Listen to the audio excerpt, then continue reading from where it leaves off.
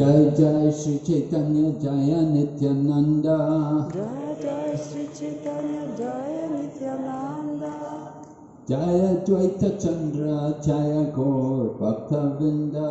Jaya Dvaita Chandra Jaya Gaura Bhakta Vrinda. Jai Jai Shri Chaitanya Jaya Nityananda. Jai Jai Shri Chaitanya Jaya Nityananda. Jaya Dvaita Chandra Jaya Gaur Bhakta Vrinda. Jai Dvaita Chandra Jaya Gaura Bhakta Vrinda. Jai Jai Shri Chaitanya Jaya Nityananda. Jai Jai Shri Chaitanya Jaya Nityananda. Jaya Dvaita Chandra Jaya Gaur Bhakta Vrinda. Jai Dvaita Chandra Jaya Gaura Bhakta Vrinda.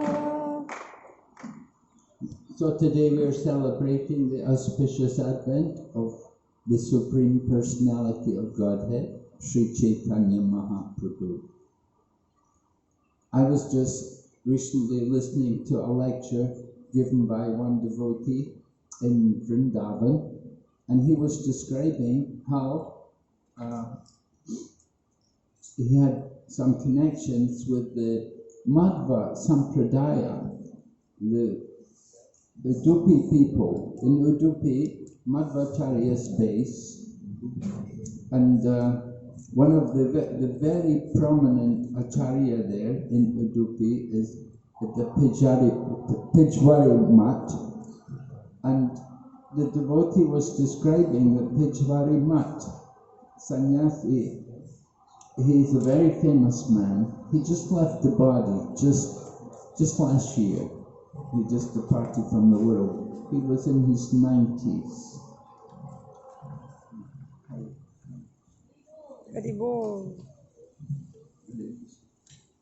So he was very well known, very loved and respected everywhere. So he was speaking to all the people of the Madhva line, and he was telling them that we all accept Sri Chaitanya Mahaprabhu as being the incarnation of Lord Sri Krishna.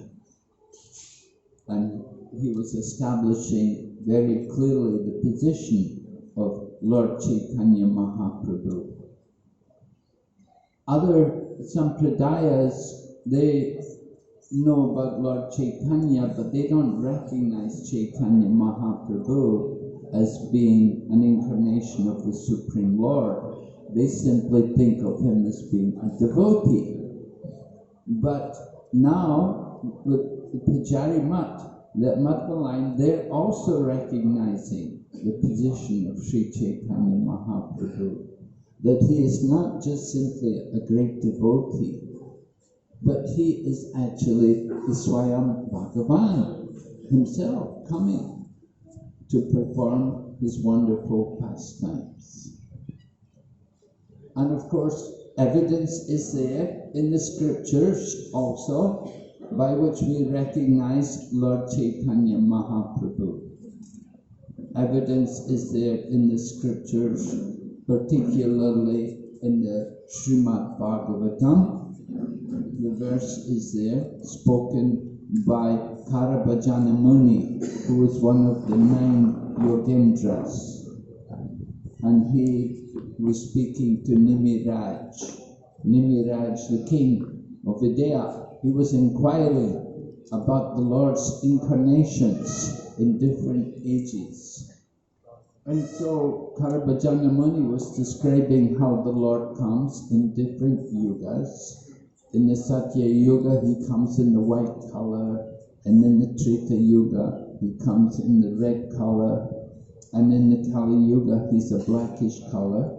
And when he came to describe how the Lord comes in the Kali Yuga, he described that he comes and his color is not blackish.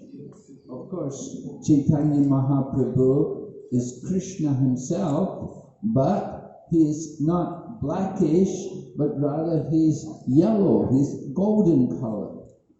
And Srimad Bhagavatam mentions Krishna Varnam Tevish Akrishnam Sangapangrastra Parshadam Yagnaye Sankirtan Praye Yajantihi Sumedasaha. So Lord Krishna, the incarnation in the Kali Yuga, is being described that he is Akrishna. He's not blackish, in fact he's yellowish color. And so Chaitanya Mahaprabhu, he fits that description.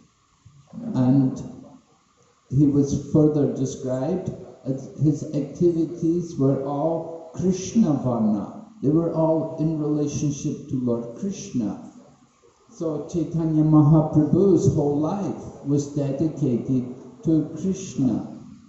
From the very beginning of his life, there was a chanting of the holy names, because on the day of the Gaura Purnima, in the particular year when Chaitanya Mahaprabhu appeared, which was in the year 1486, at that time there was a solar eclipse.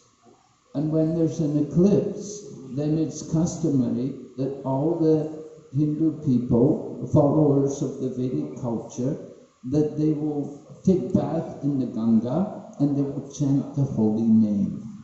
So that was the situation at the time of the birth of Chaitanya Mahaprabhu, that everyone was engaged in chanting the holy name. And indeed the Mohammedan people were also chanting, because the Mohammedan people, they like to mimic. They like to, joke and ridicule the Hindu people for their chanting. And so they were also chanting. The Hindus, they were chanting, they were in the Ganga and chanting, and the Muslims were also chanting. In this way, the appearance of Chaitanya Mahaprabhu was described, how he was heralding the nature of activities throughout his life. So the pastimes of Sri Chaitanya Mahaprabhu are described to be Odarya. Lord Krishna appears in Puri, rather in Vrindavan, and his pastimes are Madhurya. In Dwarka, Lord Krishna's pastimes are Aishwarya. But in Mayapur, the Lord's pastimes are Odarya. They're full of great mercy. And Chaitanya Mahaprabhu is enjoying. He's having a very nice time performing his wonderful pastimes. The childhood Leela is full of bliss. We hear how Chaitanya Mahaprabhu, as a baby, he would cry. You have a child, when you have a child, how they cry from time to time. If they don't cry, it's not natural. So you expect children to cry, and usually it means the child wants some attention. So when Nimai, in other words Chaitanya Mahaprabhu, when he would begin to cry, then the different ladies would come and pick up the child, and they would try to comfort the child.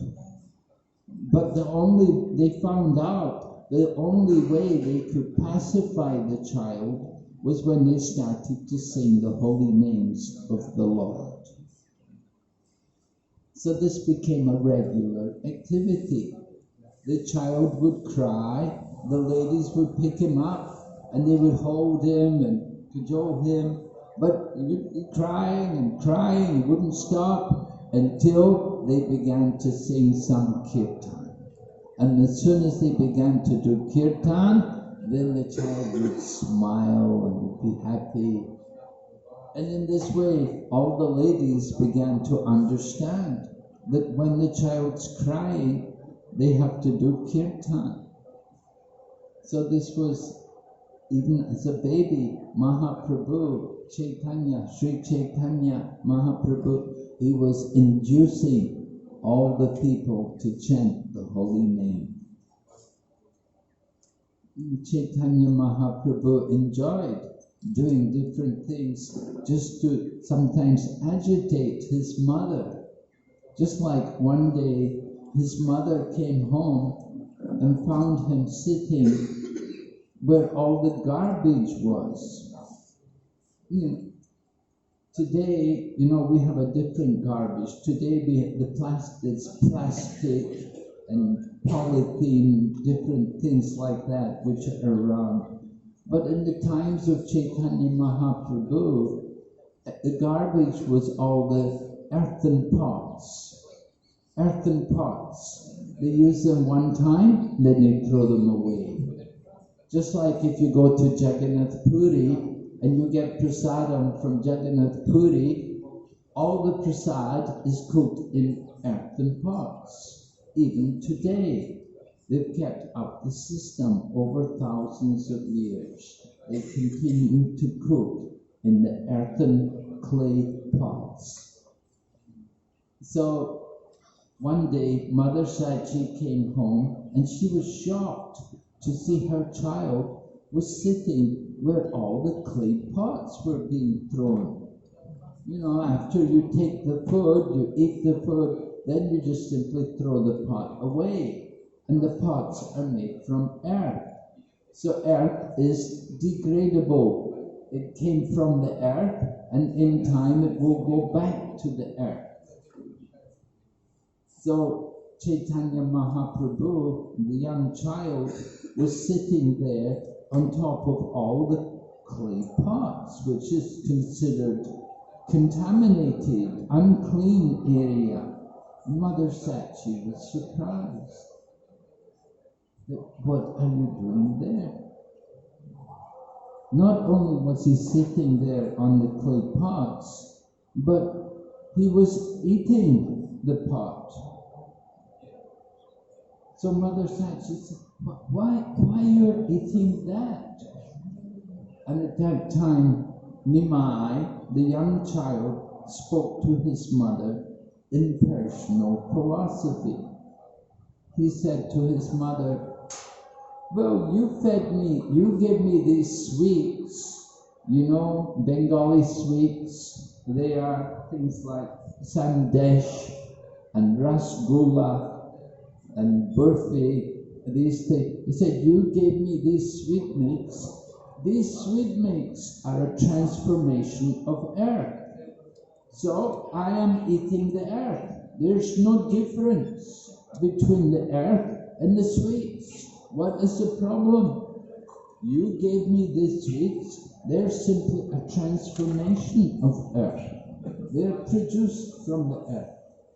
What is the harm? I am eating earth. Mother Sachi was shocked to hear this impersonal philosophy from her young child. However, Mother Sachi is a devotee, and she was not bewildered. She was not influenced by the teaching, by that talk of her son. Rather, she corrected her son, and she told him that, yes, it may be that sweets are a transformation of earth, but when you eat sweets, you will be healthy. If you eat dirt, your health will not be so good.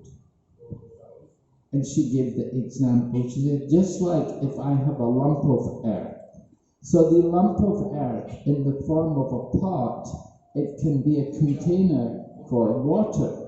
I can put water, or I can put different foodstuffs into the pot and keep. But if it's just in a lump of earth, and I pour water onto the earth, then simply the earth will become like mud. It's not the same.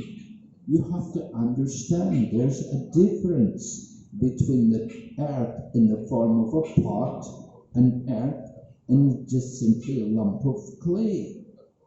In the same way, there's a difference between eating sweets and eating dirt. And Chaitanya Mahaprabhu, when he heard this, then he thanked his mother. He said, oh, thank you so much. You have enlightened me. Now I will never eat dirt again. And so this was some of the pastimes which took place. Chaitanya Mahaprabhu, as a young child, he enjoyed amazing pastimes with his friends. One day a snake was crawling in the yard. And Chaitanya Mahaprabhu, as a young child, he thought of the snake as being Anantasesha. And he got on the back of the snake as if to be carried on the snake. Mother Sachi was shocked. Oh no, what is happening? My child may be bitten by the snake. This was Chaitanya Mahaprabhu enjoying. Another time, there were two thieves and they saw Nimai. They saw Nimai decorated with so many ornaments. It's customary in the Hindu society, they like to put some ornaments on the young child. They will put bracelets on the arms and ankle bells around the legs. Different ornaments. Chaitanya Mahaprabhu was wearing so many ornaments as a young child. So these two thieves, they saw the child with so many valuable ornaments. They thought, let's take this child. We'll take the child and we can steal all of his ornaments. So they picked up the child and they ran off with him.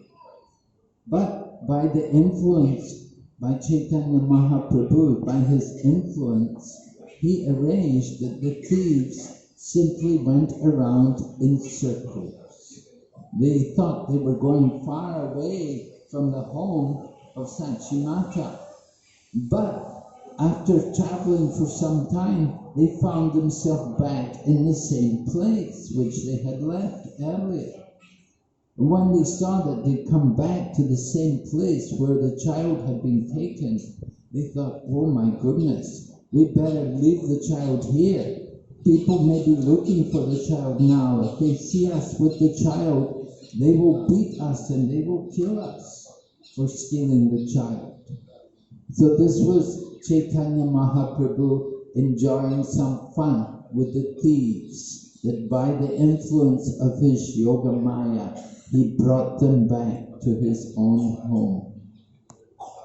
On another day, Chaitanya Mahaprabhu was told, no more school. Chaitanya Mahaprabhu was the second son of his parents. He had an elder brother. Actually, Mother Sachi had already delivered 8 times, 8 girls, but they had all died at birth. So after a long time, she was successful in delivering a child, a son. The eldest son was named Vishwarup, and he's the elder brother. Then Chaitanya Mahaprabhu, he's the second son. So Mother Sachi, you know, Bengali ladies, they're very attached to their children. They love their child so much. And what to speak of if your child is someone like Nimai, who is non-different from the personality of Godhead. So they had great affection.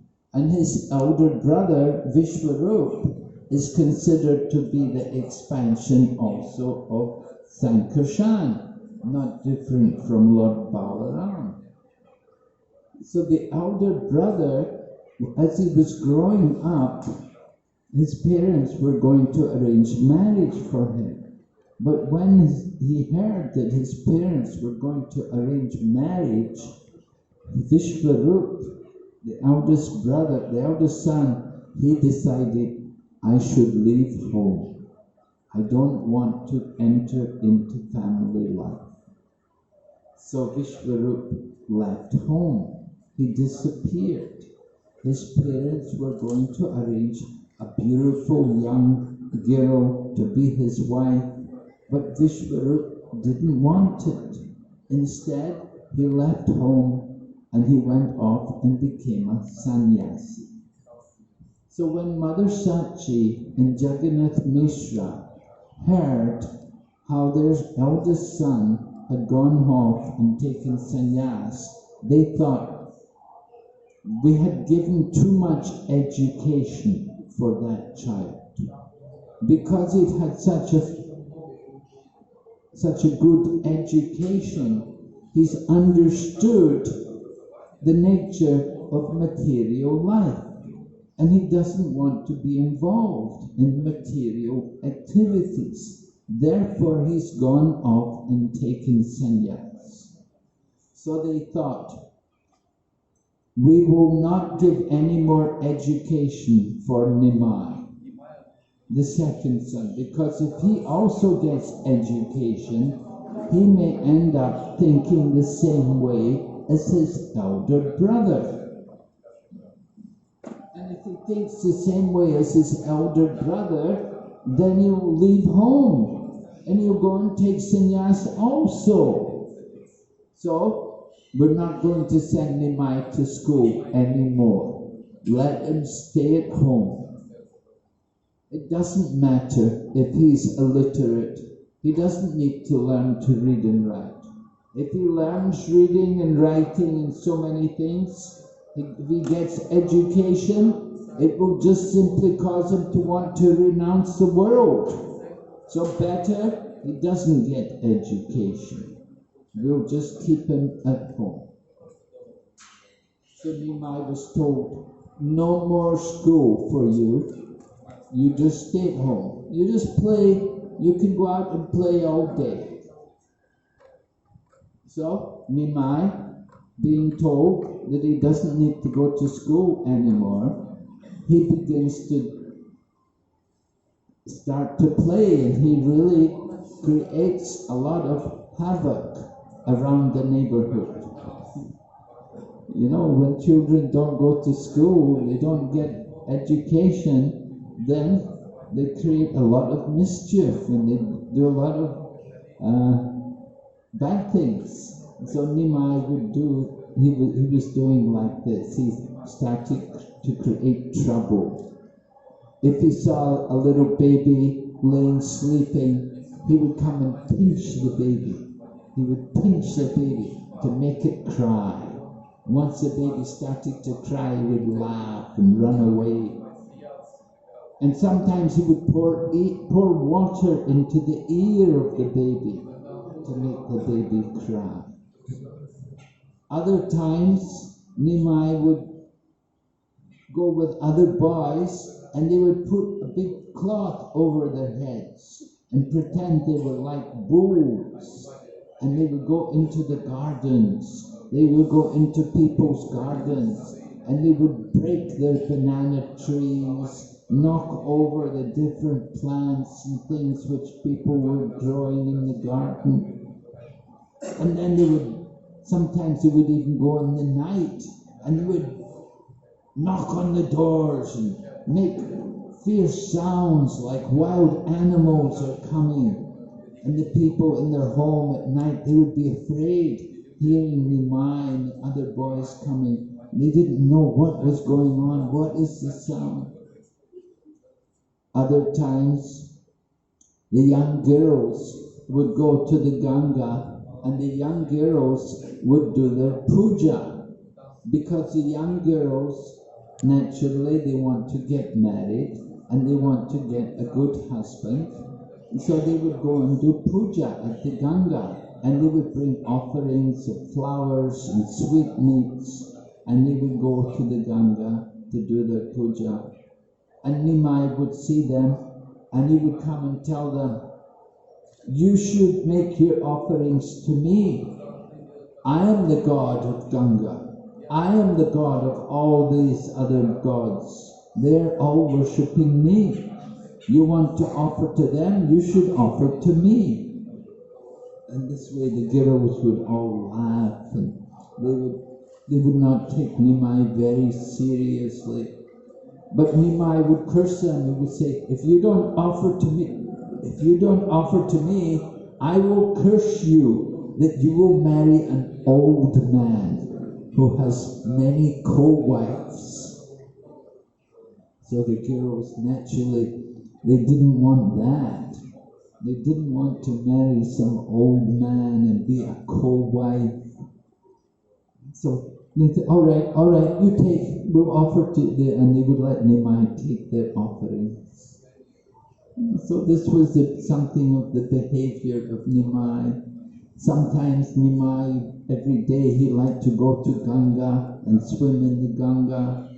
And when people, the Brahmins would be there at the Ganga, they would be chanting the Gayatri, standing up to the waist or up to the neck in water, chanting Gayatri. Nimai would come swimming along, he would dive underneath and he would grab their legs.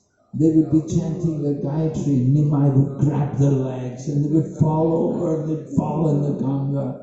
But this way Nimai would disturb them.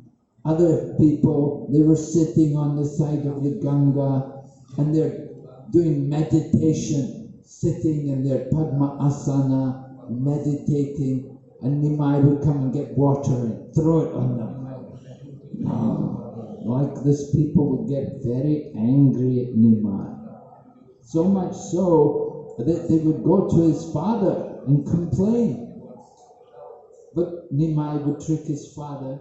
He said, no, oh father, no, I'm studying. Look, my hands are all ink. I've been writing. Like this, Nimai would do many bad things. Of course, at one point, he was doing so much mischief that the neighbors all came to Jagannath Mishra and they complained, look, let your son go to school. But Jagannath Mishra said, if he goes to school, I'm worried. He may take sannyas, he may leave home, he may not stay in the family life.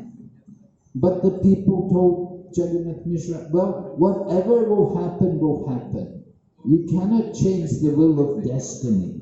If he's going to leave home, it will happen. But let him get education. Because if you just simply leave him to roam around, just simply goes everywhere and creates havoc for all of us, it's just simply a big disturbance.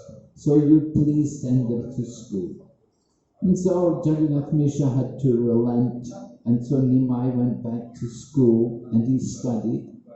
And of course he was a brilliant student. He studied everything. He would just learn one time and everything would be remembered. And so by the age of 11, he opened his own school and he became a teacher and he had students. And he would go everywhere. He was teaching Nyaya or logic. And he liked to discuss with people. But he was so powerful, nobody could ever argue with him. No one could ever come close to defeating him. In fact, the situation became so bad that when they saw him coming, they'd run away and they'd go and hide. They didn't want to even meet him because it was so difficult to talk to Nimai. So this was his academic, his pastime of scholarship, where he's being the great scholar, and so much so he got the name Nimai Pandit. Pandit meaning learned scholar. And he, of course, then as a young man, he met with Digvijay, Keshava Kashmiri, and they had their famous debate on the bank of the Ganga. So all of these pastimes are all full with great mercy, wonderful happiness and pleasure. Mahaprabhu was enjoying. Later on, when he takes sannyas, it's a very different mood, and it's much more serious. We did have one Swami, we have this Samadhi here, he left the body here in Mayapur, His Holiness Sridhar Swami. He was known as the Happy Swami. because he liked to smile. Usually sannyasis were very, very dry, and there's not much humor and so on. But Sridhar was a happy Swami. So Chaitanya Mahaprabhu, he was very serious as a sannyasi. There was no joking and playing games and so on. Very serious in chanting the holy name and in propagating Krishna consciousness to everyone. So Sri Chaitanya Mahaprabhu chose to advent himself in this holy land of Mayapur. This Mayapur Dham, it said it is the creation of Srimati Radharani, that she created this place simply for the pleasure of Lord Krishna. Now, certainly there's so much pleasure here in Mayapur. It's different from Vrindavan. Vrindavan, very hot in the winter, in the summer, very cold in the winter, a lot of thorns on the ground, and it's not such a picturesque place as Mayapur. In Mayapur, we have the Ganga. In Vrindavan, they have the Yamuna, but the Yamuna is just, of course they say the Yamuna is 1,000 times the Ganga, because the Yamuna is the transformation of Radha Salat for Krishna. However, Chaitanya Mahaprabhu chose to appear here in Mayapur Dham, and in this way instill in everyone the chanting of the holy names. And we see it's the culture here, how much people love to chant the holy name.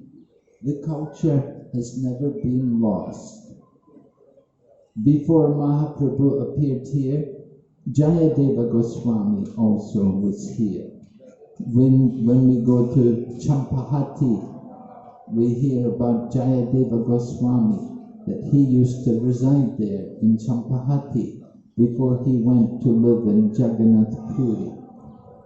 So this Mayapur was certainly the place of many great souls. They lived here and they relished topics of Lord Krishna. So Chaitanya Mahaprabhu also took this message of Krishna out of the temples and delivered it all over Bharatvarsh.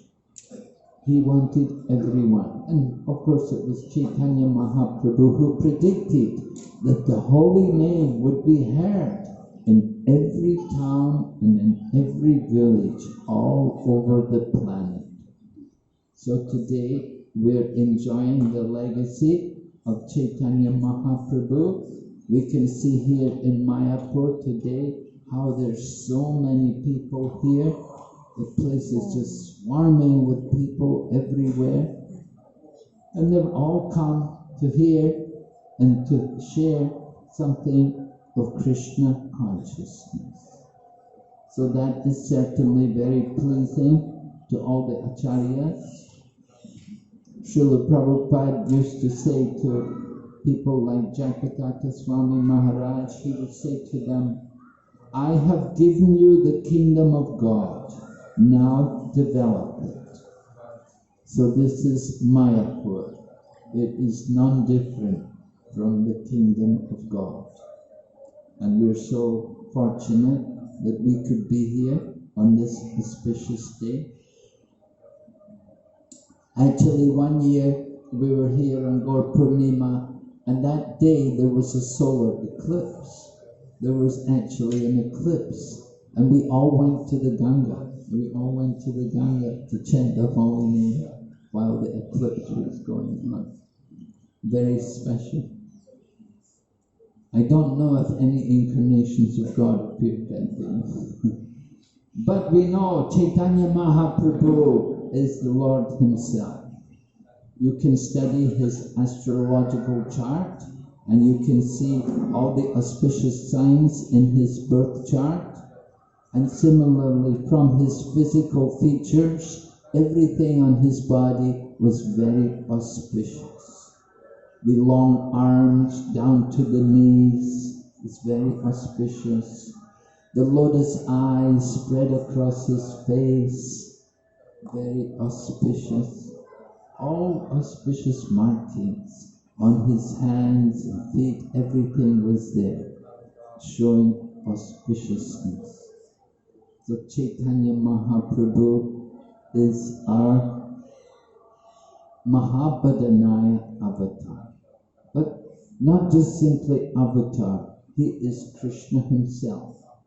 Jiva Goswami explains, he said, in this Divya Yuga, the Lord has only 3 incarnations. The Satya Yuga, the Treta Yuga, and Satya Yuga, Treta Yuga, and Dwapara Yuga. And that incarnation which came in the Dwapara Yuga comes again in the Kali Yuga. It is Krishna himself coming again in the Kali Yuga. It's not another incarnation, but the Krishna, the Swayam Bhagavan Sri Krishna, who appeared in the Dwapara Yuga, he came again in the Kali Yuga. Then we will ask, then why is he not blackish? Because he's not blackish because he has assumed the mode of Srimati Radharani. He has come to relish the pleasure of being the devotee. When the Lord came in the Dwapara Yuga as Lord Krishna, he saw how Srimati Radharani's pleasure is 1,000 or thousands of times greater than his pleasure. Therefore, Krishna thinks, I want to enjoy like her. I want to experience that pleasure. And that is why Lord Krishna came as Chaitanya Mahaprabhu. And his color is not Krishna, but it's Akrishna. Srimati Radharani's color, Tapta Kanchana Gaurange Radhe Vrindavaneshwari. Srimati Radharani's complexion is a golden color. And similarly, Chaitanya Mahaprabhu, his complexion is golden, because he has assumed this Radha Bhava, that mood of Srimati Radharani.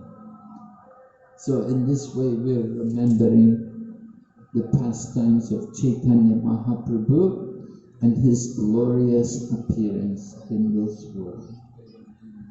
So thank you very much. Hare Krishna. Sri Chaitanya Mahaprabhu ki Jai. Srila Prabhupada ki Jai. Bhot Premanande. Haribol.